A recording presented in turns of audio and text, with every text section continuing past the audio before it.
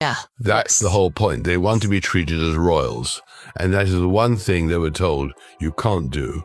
You can't be inside or outside, just choose. So I think if Ravik decided to give them a royal protection, that would be a terrible, terrible mistake. If he really felt the way he says he felt about his family, that this is this older institution, he compares his father and brother's life to being in jail or trapped in a cage when he talked to Oprah Winfrey, then why would you set your child up for that by insisting they have a title? Exactly. Harry is deeply unpopular, and he has been whining about security for 5 years in a manner that does not endear him to anyone. He didn't have the balls to say, no, I will not let you speak about my family that way, no matter how mad I am. And I think a lot of people see that and have that value of like, I don't really care what personal drama or fighting is going on. I still wouldn't want someone deliberately trying to ruin my brother or sister or parents' life or reputation or image in the public eye. Everyone just looked at each other with utter disgust. The words expressed to my source were, "We can't say too much, but Meghan was incapable of fitting in with anyone because she couldn't cope with following simple rules, as she felt her way was better." And Harry's presence in Britain is always a problem. That's the issue. Harry and Meghan and Harry are dynamite together. Nobody has ever asked Harry the one question that really matters. Not Oprah, not Netflix, not anyone in the spotlight. Do you regret it? Now, just weeks before he's expected to fly to Birmingham, the security dispute is still up in the air, and even people close to the situation have quietly admitted that nothing has actually changed. The big hype doesn't match the reality. This is what's really going on. The fact they don't give interviews to any other than people who they cultivate and control if they can. Nobody ever asks them, do you regret having lied to Oprah Winfrey? Do you regret having lied on Netflix? And all the magazine interviews, don't you see what a terrible mistake you've made? And are you prepared to apologize? That, I think, is what we're waiting to hear. Let's clear something up first, because a lot of the coverage has made this more confusing than it needs to be. Harry isn't flying over for the games themselves. Those are scheduled for Birmingham in 2027. This July is only a 1 year to go event, basically a warm-up, but even that has turned into a tense showdown over one issue: armed police protection. You've probably seen the confident headlines already. Harry's won his security back. Now a formality. Nailed on. One unnamed source reportedly told a Sunday newspaper. But those bold claims have raised plenty of questions. So here's where the media headlines are getting really squirrely. This is not a win for Harry. This is not a reversal of his clear, decisive legal defeats. It is simply a reassessment for security that has been conducted for the first time in about 5 years. And here's the key detail that almost nobody put in the headline. When the Sussex's own spokesperson was directly asked about it, the response was that, as far as they were aware, there had been no change to the security situation. Think about that for a second. The headlines shouting he won don't line up with what his own team is actually saying. So, to be a little bit more specific and clear here, Harry lost his legal challenges to the process used by Ravik. The press is framing the current situation as a win, which is problematic, only because he is ultimately achieving his goal of getting police protection, but he is going about it through administrative channels rather than the court. That raises an obvious question about where the victory narrative came from in the first place. The public message and the confirmed details don't seem to tell the same story. The real sticking point hasn't changed at all. Harry already receives armed police protection on many of his UK visits when advance notice is given, and officials determine that the security risk justifies it. He contacted the Ravik offices the way it is right now, 28 days notice, itinerary, we determine on a case-by-case basis exactly what you need. If the man says, my wife and children will be accompanying me, don't you believe that Ravik would be like, yes, you will have armed guards? What Harry has been seeking, according to widespread reporting, is a permanent security arrangement rather than one decided case by case, the level of protection typically provided to working royals. And that's where the disagreement really sits.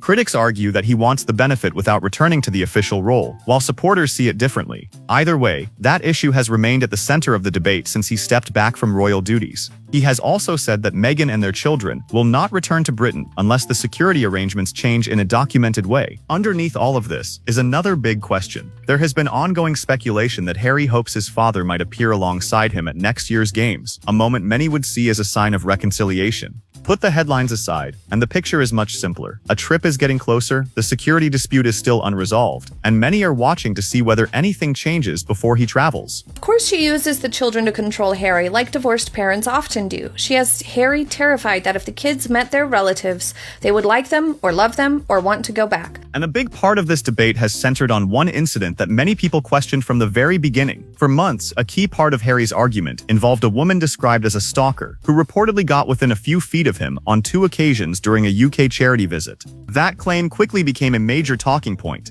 Lone stalker, which is kind of funny that this is the reason why this has been reinstated. He must be very scared of this lady.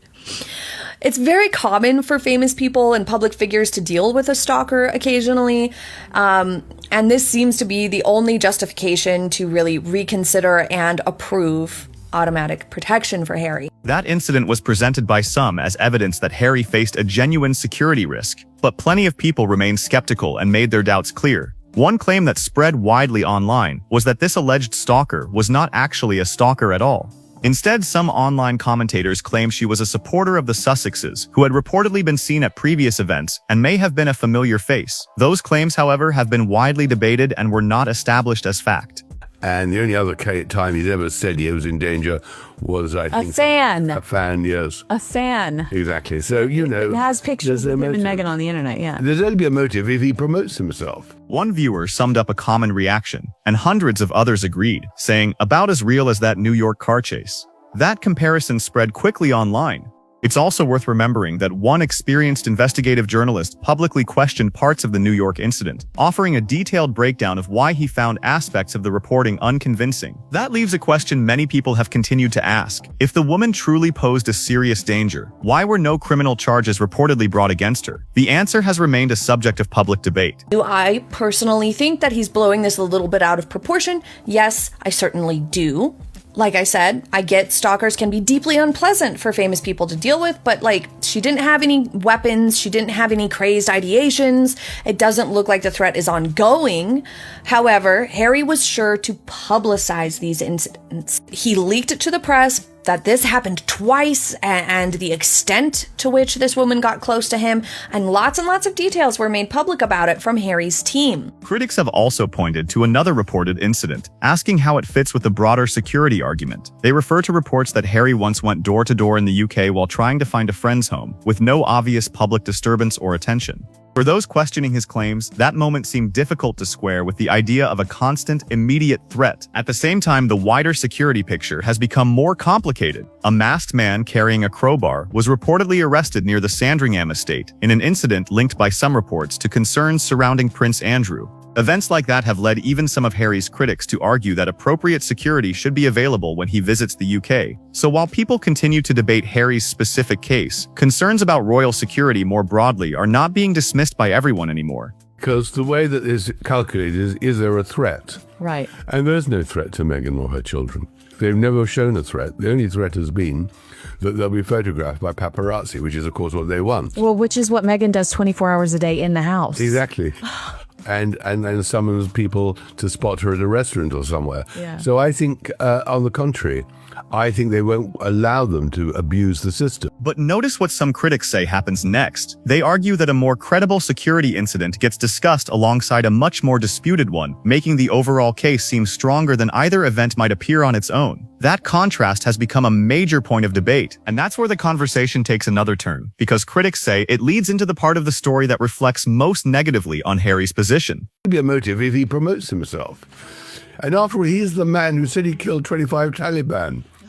which he didn't have to do. He's the man who boasted he killed. He doesn't know if he was 25 or 30 and how many innocents died too. So what does he want? He brings it on himself and then says, now protect me. Here's the part that some of the more supportive coverage doesn't always emphasize. Many critics argue this was never a clear-cut victory, and they point to the timeline to explain why. Back in early 2020, Harry and Meghan stepped back from their roles as working royals. After that, the automatic security arrangements changed to a case-by-case system where visits are assessed individually and protection is provided when officials determine it is justified. Harry challenged that decision in court, arguing that the process was unfair and legally flawed. The courts ultimately ruled against him, and after an appeal, that outcome remained in place. By last spring, the legal process had largely reached its conclusion, leaving the original system unchanged.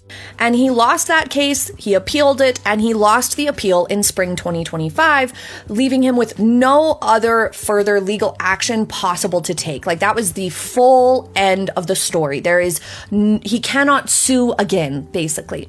And it's worth noting at this point that the threats that Harry and his family potentially or allegedly face are nowhere near as serious or constant as the working royals, King Charles, the monarch, Prince William, and his family, and all the direct heirs, for very obvious reasons. Now comes the point that many legal commentators have highlighted. During this period, Harry could reportedly have requested fresh security assessments through the existing review process, which considers applications on a case-by-case basis. However, while his legal challenge was ongoing, pursuing that route may have complicated the argument he was making in court. That's because it can be difficult to argue that a system is legally flawed, while at the same time relying on that same system to support your position. Critics say that tension became one of the biggest weaknesses in his overall case. His primary goal at that time was a judicial review because he wanted the public to see, or he wanted to be validated in his feelings that it was an unlawful and procedurally unfair decision.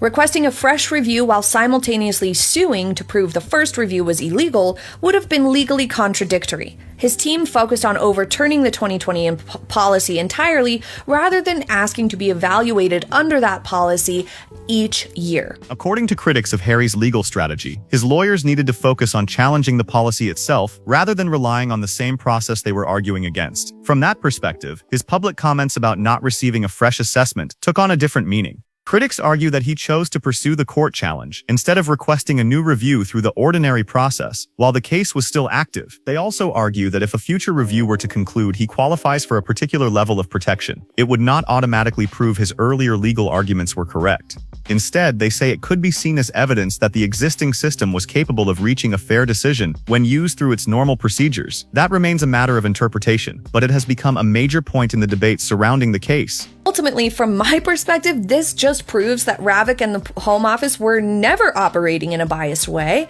It only proves Harry wrong and shows that had he not invested all that time and expense in his petty, silly, ridiculous, entitled legal battles, he could have had this stuff reassessed every single year and may have had this very thing occur, this very same outcome, much, much earlier. Critics argue that this outcome might have been possible much earlier through the normal review process, without years of legal battles. Many people following the story had already been making that argument long before it appeared more widely in media coverage. I think the real interest is how low can they go and when will it all explode or implode? Yeah. And that's really why I'm fascinated by it, because I think that, the manipulation of the media by them, Yes. by the constant drip of we've got to be recognized, we want people to write about us, but we don't want it to be our privacy to be invaded, is just priceless.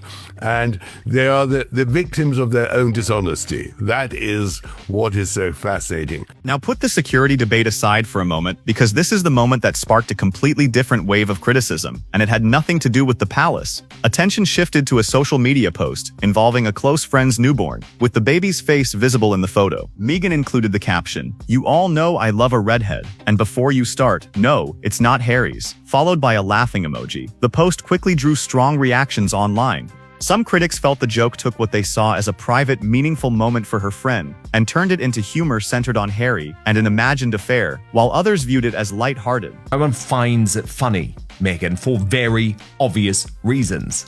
Because we do know the truth about your sordid life.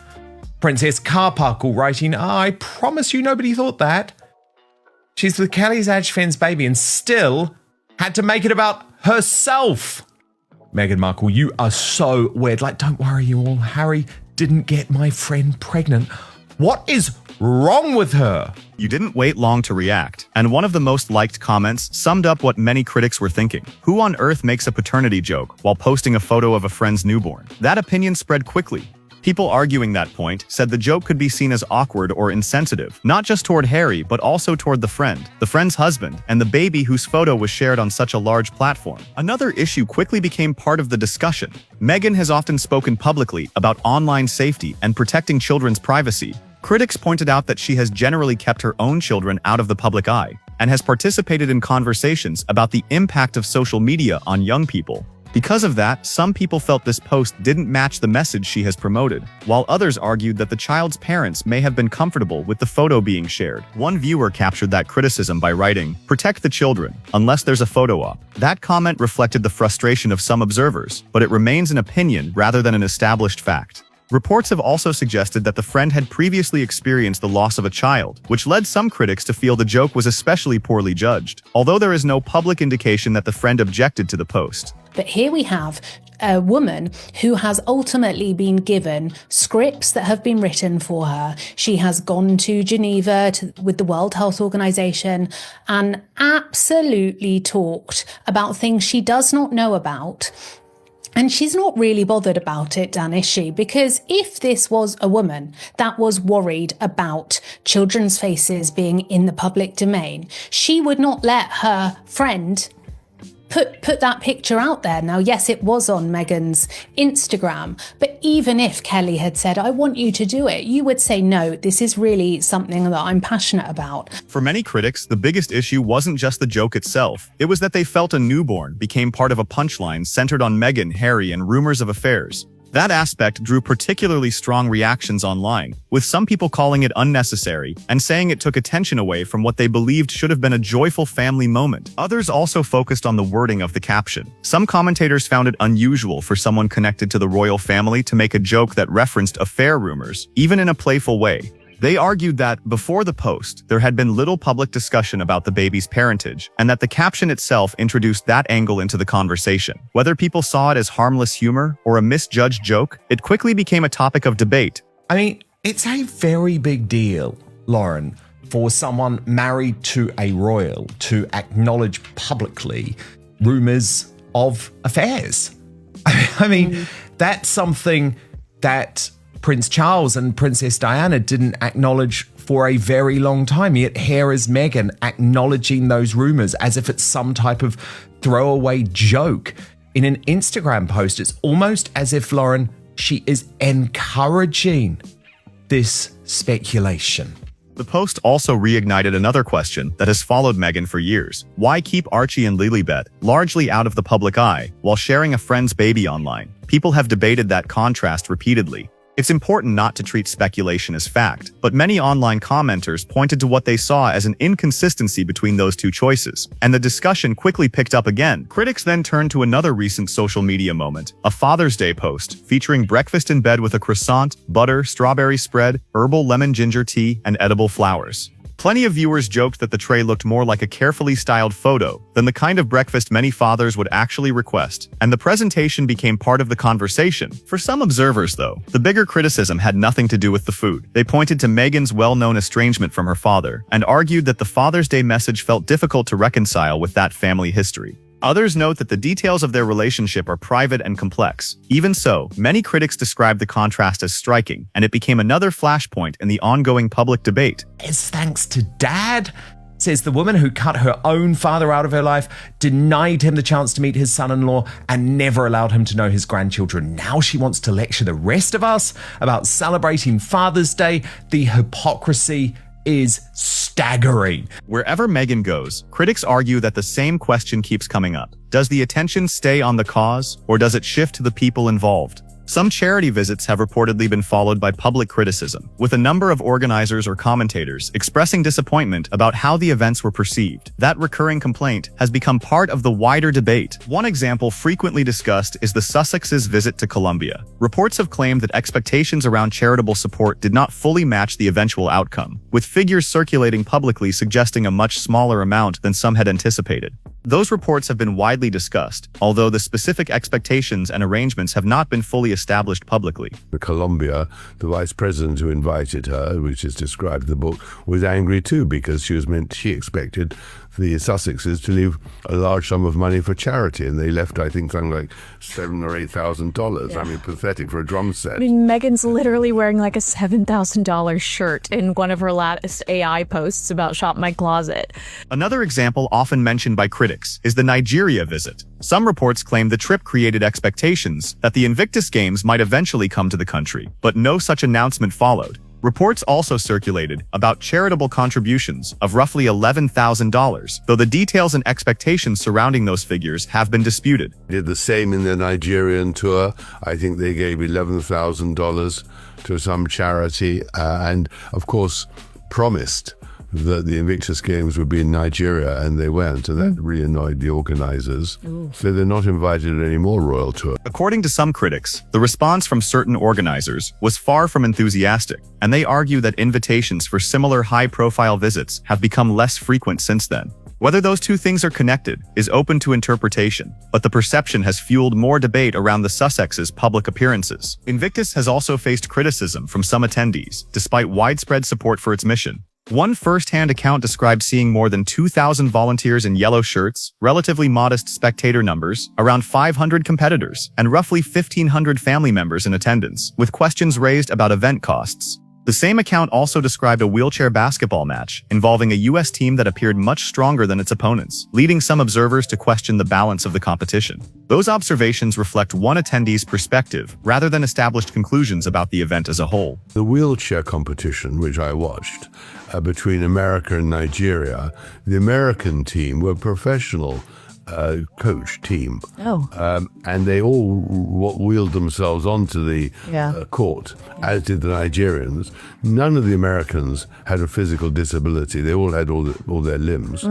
They beat the Nigerians 24-0 because they were a professionally coached team. And then they wheeled themselves off into an adjoining area. Now, the 100 spectators in the 2,000 spectator auditorium didn't see what happened next, which I did. I looked over, and they all got up and walk away. For some critics, that first-hand account clashed with the public image many people have of the Invictus Games, an event centered on wounded, injured, and sick service personnel showing remarkable resilience. They argued that the focus seemed to drift away from the competitors themselves, with media attention increasingly centered on Harry and especially Meghan. That criticism has been voiced by some attendees and commentators, though others continue to praise the games for their impact on veterans. Critics also pointed to the high-profile opening ceremony, featuring a major musical performance and intense media coverage. They argued that moments involving Harry and Meghan often attracted more headlines than the sporting events themselves. Some commentators even noted that when Meghan left during the event, amid reports of issues involving her lifestyle brand's trademark, news coverage shifted noticeably, leading them to argue that public attention had become focused as much on the couple as on the competition itself. Harry gets up, and Meghan immediately gets up and gives him a kiss in front of the cameras because it's Meghan's show. What is Meghan going to do? Well, on that occasion, they went up then to Whistler, and she then disappeared because she had a crisis over her copyright of her products. American Riviera Orchard. Exactly. And nobody covered the games anymore. For some critics, that contrast has become the heart of the controversy. They argue that a charity created to support wounded veterans should keep the spotlight firmly on the competitors rather than on any one public figure or personal brand. Some online commentators have also raised questions about Invictus finances and spending, but allegations of missing or unaccounted for funds have not been established publicly. Others have criticized the appearance of expensive designer clothing at an event focused on injured veterans, saying it created the wrong impression. Those concerns have helped fuel strong opinions, even as many people continue to support the game's overall mission. Meghan's literally wearing like a $7,000 shirt in one of her latest AI posts about Shop My Closet.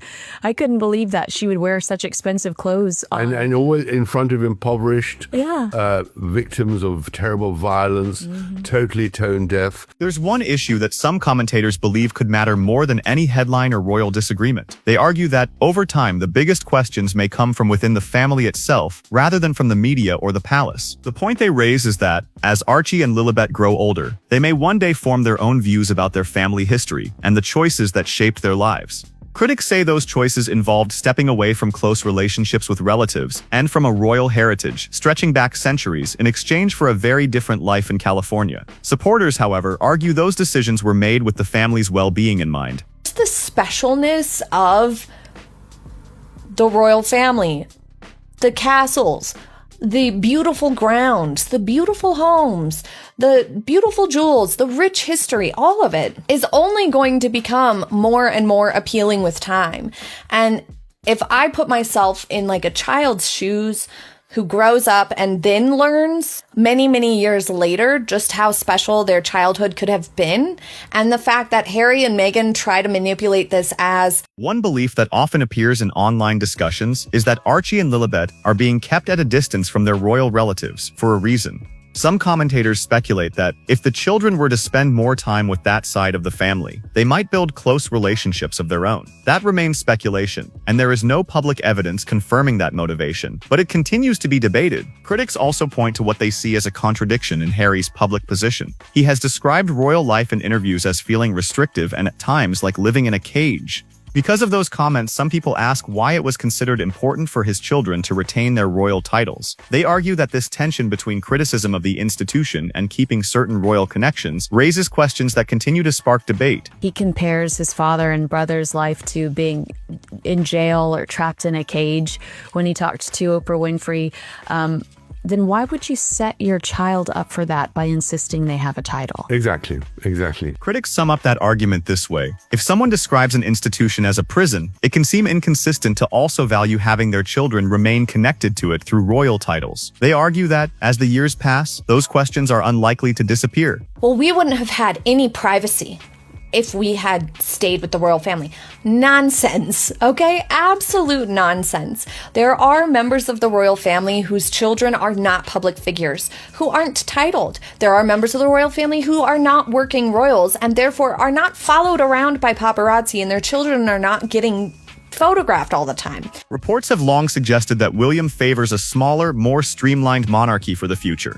If that vision moves forward, some royal commentators believe it could leave less room for royal roles or titles that are not connected to active participation in royal duties, including those of Prince Archie and Princess Lilibet. Once the king departs, I think the new king, I mean Prince William, he wants to slim down and clean up the monarchy. He's talking about a modern monarchy. Well, a modern monarchy can't include Prince Archie, Princess Lilibet. They've got to remove the titles. Some royal commentators have speculated that future changes to the monarchy could lead to a review of how royal titles are used, although no such decision has been announced. They argue that if major reforms ever happened, Harry's royal status and titles could become part of that wider conversation, making it a closely watched issue. What you're really seeing at the moment, and that's so fascinating, is a couple in California who are floundering all over the place. They need money.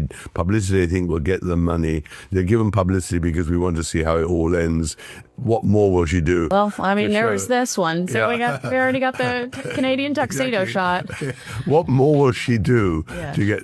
And what more can Harry do? Because he's down now to one charity. That's it now. Once every 2 years. Some royal watchers believe that any major changes to the monarchy would become more likely after the reign of King Charles, but that remains speculation rather than an announced plan. Even so, it's an idea that continues to come up whenever the future of the royal family is discussed. One more comparison has also drawn plenty of attention. A book reportedly suggested that Meghan's treatment echoed that of Anne Boleyn. Many commentators rejected that comparison almost immediately.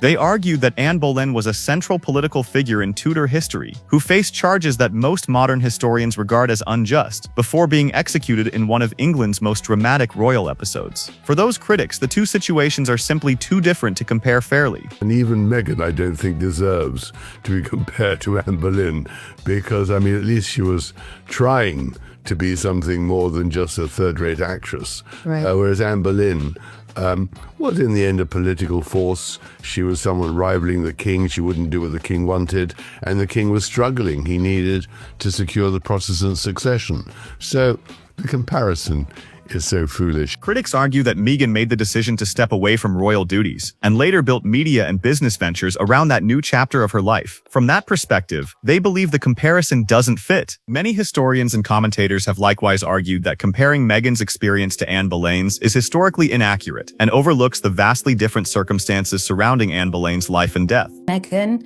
doesn't fit in. Meghan never wants to assimilate. Meghan wants to be doing what she wants, and that is not compatible when you are in a royal family. This is, well, why Catherine, Princess of Wales, is such an asset to this family.